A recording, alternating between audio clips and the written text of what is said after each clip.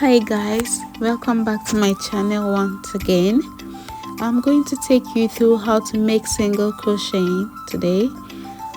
So you make your knot and then just yarn over, pull through, yarn over again, and then you pull through,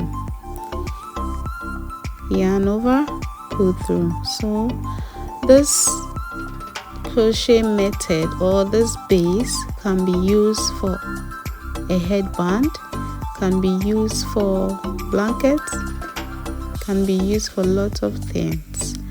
And just like we learned in my previous video with the magic circle, I promise you I'm gonna bring you something cute on how or what to use a magic circle for. And one of the things is making a coaster. So watch out for my next video. I'm going to teach you how to make a coaster with your magic circle.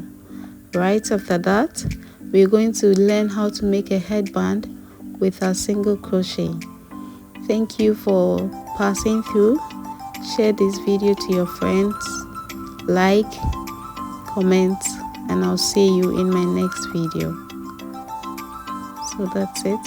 Yarn over, pull through, yarn over, and then pull through. That's how simple single crochet is made. And see how beautiful it's looking. Can't wait to have you in my next video. Thank you for watching. Bye.